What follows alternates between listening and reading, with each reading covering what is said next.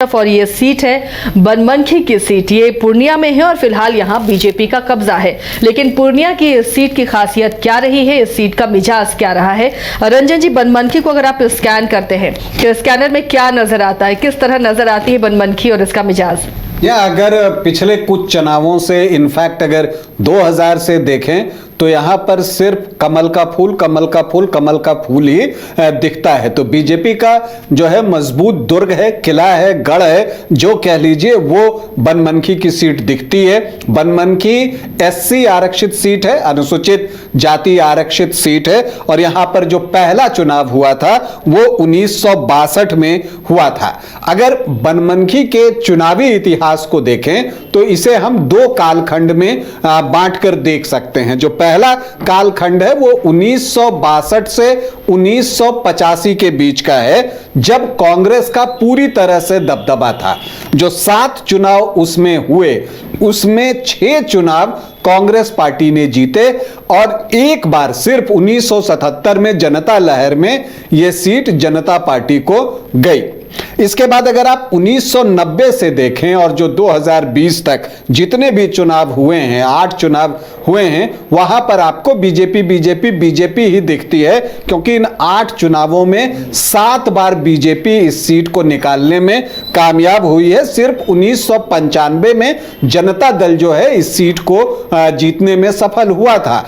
2000 से मतलब आप देखें तो यहां सिर्फ बीजेपी ही दिख रहा है और बीजेपी जो है यहां पर 2000 से लगातार जीत रहा है। पिछले 25 साल से बीजेपी का यहां पर राज है। और इसके अलावा अगर आप देखें तो जो बीजेपी के अभी विधायक हैं यहां से कृष्ण कुमार ऋषि, वो जो है अब तक 5 चुनाव जीत चुके हैं लगातार और वो इस बार जीत का छक्का लगाना चाहते हैं। तो क्या वो अपने इरादे में कामयाब होंगे? महागठबंधन अपनी रणनीति बदलेगा? ये भी एक महत्वपूर्ण बात है कि महागठबंधन अगर रेगुलर हार रहा है तो कुछ तो वजह होगी। तो इसके लिए क्या वो अपनी रणनीति बदलता है? देखिए, बनमनखी में जो पहला चुनाव हुआ था 1962 में हुआ था और भोला पासवान शास्त्री जो हैं वो यहां से विधायक बने थे और इस विधानसभा का प्रतिनिधित्व भोला पासवान शास्त्री करते हैं, जो बिहार के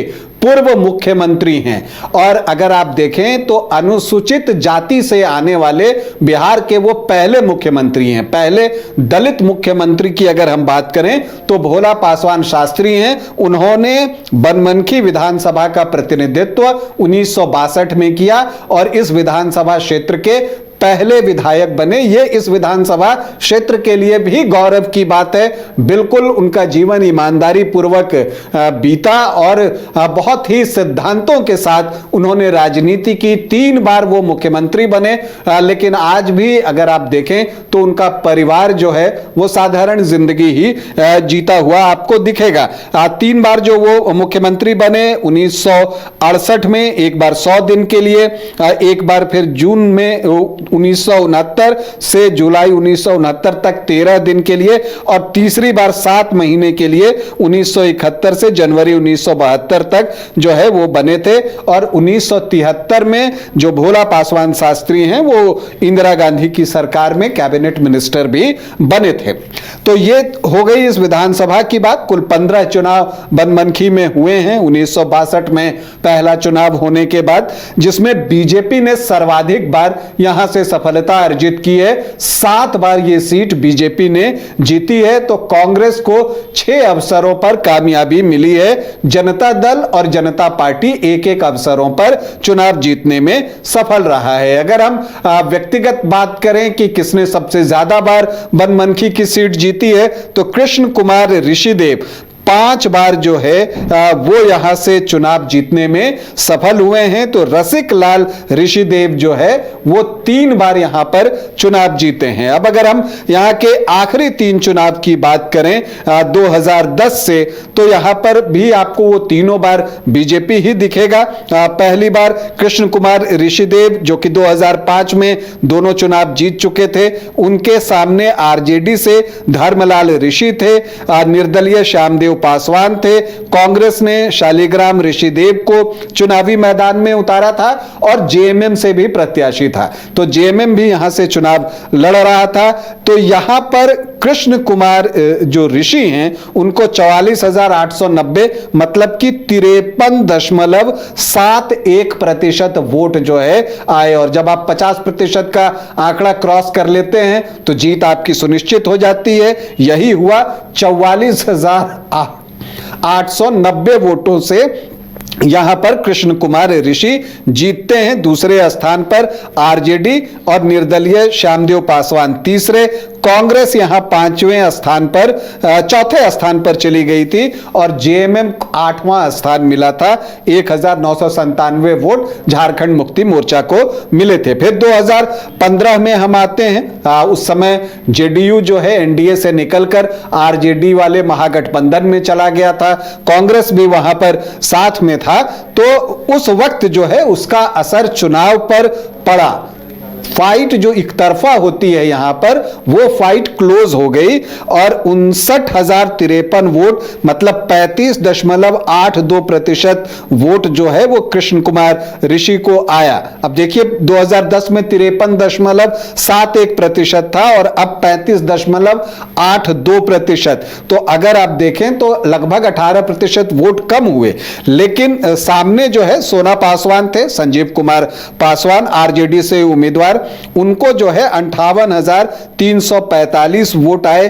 तो बहुत ही क्लोज फाइट हुआ। यहां पर पप्पू यादव की पार्टी ने भी अपना उम्मीदवार दिया था। इस क्षेत्र में पप्पू यादव की भी जो है एक पकड़ है, और चूंकि पूर्णिया लोकसभा क्षेत्र के अंतर्गत आता है तो नेचुरली उनकी पकड़ होनी ही है। तो जो उनके प्रत्याशी थे हरिलाल दास, उनको भी जो है 5,803 वोट आए थे, और जय किशोर पासवान निर्दलीय लड़ रहे थे, उनको 7,458 वोट आए थे। तो यहां पर जीत मिली कृष्ण कुमार ऋषिदेव को सिर्फ 708 वोटों की।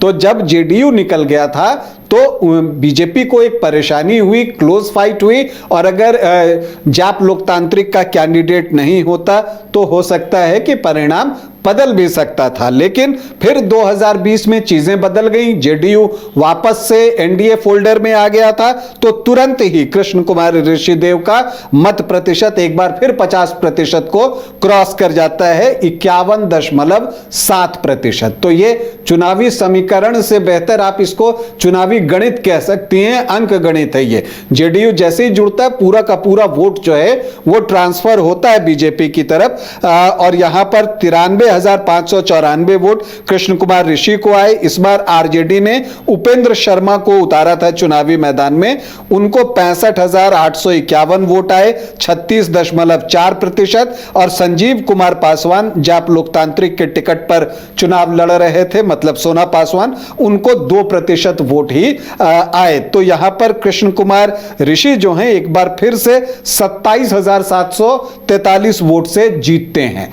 तो यहां पर जब भी जेडीयू बीजेपी के साथ हो जा रहा है तो समीकरण उसके पक्ष में बहुत मजबूती के साथ बन जा रहे हैं। तो ऐसे में आरजेडी क्या करता है? देखिए पिछले 3 चुनाव में तो हम देख रहे हैं कि हर बार उसने प्रत्याशी बदल लिया, और आप देखिए कि 2000 से 6 चुनाव हो चुके हैं और हर 6 बार बीजेपी वर्सेस आरजेडी ही होता रहा है। तो ऐसे में क्या महागठबंधन अपनी रणनीति बदलेगा? क्योंकि 6 बार से बीजेपी जीत रही है, 6 बार से आरजेडी हार रहा है। तो क्या यहां पर यह समीकरण बदलने के लिए प्रत्याशी जो है वो तो बदल के देख लिया, क्या पार्टी बदलना होगा? क्या यहां आरजेडी के बदले कांग्रेस चुनाव लड़े, या फिर किसी लेफ्ट की पार्टी को दिया जाए? क्योंकि लेफ्ट की पार्टियों का जो है वो एससी वोटर्स पर, अनुसूचित जाति के वोटर्स पर और अति पिछड़ी जातियों पर एक प्रभाव होता है। तो क्या ये स्ट्रैटेजी जो है महागठबंधन बदलता है, यह देखना दिलचस्प होगा। हालांकि फिलहाल अगर आप देखिए तो आरजेडी से ही कई उम्मीदवार जो है टिकट के लिए दावेदारी करते हुए और प्रयास करते हुए दिख रहे हैं, जिसमें एक तो सिटिंग सिंह उपेंद्र शर्मा जो कि पिछली बार यहां से चुनाव लड़े थे, वो हैं। इसके अलावा सोना पासवान भी पूरी कोशिश कर रहे हैं। वो कहते हैं पिछली बार जाप लोकतांत्रिक से लड़ गए थे कि उनसे भूल हुई थी, तो वो ये बातें कहते हैं। प्रगति कुमारी हैं एक, वो भी प्रयास कर रही हैं कि उनको टिकट जो है वो मिल जाए। शंकर पासवान है। तो बहुत सारे उम्मीदवार यहां आरजेडी से प्रयास करते हुए दिख रहे हैं। लेकिन यहां पर अगर महागठबंधन को यह सीट बीजेपी से लेनी है, क्योंकि बीजेपी और जेडीयू साथ में जब है तो बहुत मजबूत है, और अब तो उसमें एलजेपी आर और हम जीतन राम मांझी की पार्टी भी ऐड ऑन होती है, तो अब और भी मजबूत है। तो ऐसी परिस्थिति में यहां पर महागठबंधन को कोई नई रणनीति बनानी होगी, नहीं तो परिणाम बदलना आसान नहीं होगा। वैसे अगर यहां के जातीय समीकरण की हम बात करें तो एक अनुमान के अनुसार हम देखें तो MY ब्लॉक यहां पर मजबूत है, जबकि लेकिन यहां पर वैश्य, महादलित, अति पिछड़ी जातियां जो है वो इफेक्टिव हैं। यहां पर आप देखें तो जो SC वोटर्स हैं अनुसूचित जाति के, वो 18.97 मतलब 19%। जो ST वोटर्स भी यहां पर हैं वो 5.86%। तो इनकी संख्या भी अच्छी है। तो ये भी देखना है कि ये वोट किधर शिफ्ट होते हैं, और यही वजह है कि 2010 में भी मैंने देखा, 15 में भी JMM यहां से चुनाव लड़ा है, तो ये दिखता है। इसके अलावा मुस्लिम 12.3% हैं और यादव 18 से 20% हैं। तो ये आंकड़ा MY का 31 से 32% पहुंच जाता है। और आप जब वोट देखते हैं आरजेडी के तो 20 में आपको 36.5%, 15 में आपको 35.5% के आसपास। तो वही MY इक्वेशन के इर्द गिर्द ही रहता है, M+Y। और कुछ अगर आप अनुसूचित जाति के वोट लेते हैं, प्रत्याशी का अपना वोट होता है, क्योंकि आपने देखा कि जब सोना पासवान अकेले लड़े थे तो उनको 2% ही वोट आए थे। तो अगर आप जोड़ें तो वही 36-36.5% पहुंचता है। तो इसको तोड़ना होगा उनको। दूसरी तरफ अगर हम देखें तो जो राजपूत ब्राह्मण यहां पर हैं और सामान्य जाति के वोटर यहां पर उतनी अच्छी संख्या में नहीं है, कम है। 2 से 2.5% राजपूत, ब्राह्मण 4-5% हैं। तो सामान्य जाति से 7-8% जो हैं वो वोटर यहां पर हैं। लेकिन धानुक हैं 7 से 8%, वो यहां पर हैं। और अब देखना यह है कि आरजेडी ने अपना प्रदेश अध्यक्ष मंगनी लाल मंडल को बनाया है, क्या वो इंपैक्ट कुछ पड़ता है? क्योंकि मंगनी लाल मंडल को बनाया ही इसलिए गया है कि मिथिला में और जो सीमांचल का इलाका है वहां पर वो अपना कमाल दिखा सकें। तो क्या वो ऐसा कर पाएंगे? क्या उतना मास अपील है? ये सारी चीजें जो है उस पर बहुत कुछ निर्भर करेंगी। कोयरी कुर्मी जो हैं वो भी यहाँ पर 6 से 7% है। तो यहाँ पर अगर आप केकेडी देखें, कोयरी कुर्मी और धानुक का जो एक ब्लॉक है वो 13 से 15% के बीच है, और वैश्य 7.5 से 8.5% के आसपास हैं। तो आपको एक क्लियर कट दिखता है कि MY को अगर आप देखें 31 से 32%, तो जनरल प्लस कोयरी कुर्मी और धानुक इनको आप जोड़ लें तो दोनों जो है वो लगभग जो है वो बराबर जो है वो हो जाते हैं और वैश्य के साथ। तो यहां पर निर्णायक कौन होगा? SC ST और अन्य OBC और EBC। तो अगर ये हम देखें कि ये बहुत महत्वपूर्ण है कि जो अन्य अति पिछड़ी जातियां हैं, जो कि यहां पर मल्लाह भी 3% के आसपास हैं, तो ऐसा नहीं है कि बिल्कुल अंधेरा है महागठबंधन के लिए, रोशनी है। लेकिन क्या वहां तक पहुंच सकता है आरजेडी? क्या वो बनमनखी में लालटेन जला पाएगा? या चूंकि बीजेपी का ये मजबूत किला है, कृष्ण कुमार बीजेपी के वरिष्ठ नेता हैं, पूर्व में मंत्री रह चुके हैं, अभी भी संगठन स्तर पर इनके पास कई जिम्मेदारियां हैं, तो इनका व्यक्तित्व भी हो जाता है, पार्टी भी हो जाती है, और जेडीयू के आने से गठबंधन भी मजबूत हो जाता है। तो ये आसान नहीं होने जा रहा आरजेडी या कांग्रेस में से कोई भी उम्मीदवार देता है तो उसके लिए। तो बनमनखी में जो है अगर कुछ करना है तो बीजेपी की चुनौती का सामना करना है तो महागठबंधन को कुछ नई रणनीति के साथ सामने आना होगा, कुछ नया समीकरण बनाना होगा। तो ये बनमनखी का सीट रिकॉर्ड रहा है और किस तरह अब आने वाले चुनाव में दोनों गठबंधनों को किस स्तर पर मेहनत करनी है और कैसे समीकरण को साधना है, इस पर भी हमने चर्चा की। तो आज के लिए सिटी स्कैनर में फिलहाल इतना ही। अगले दिन फिर हाजिर होंगे, किसी और विधानसभा सीट को हम स्कैन करेंगे और उसके सारे समीकरण आपके सामने रखेंगे। फिलहाल इतना ही। आप देखते रहिए न्यूज़ 22 को।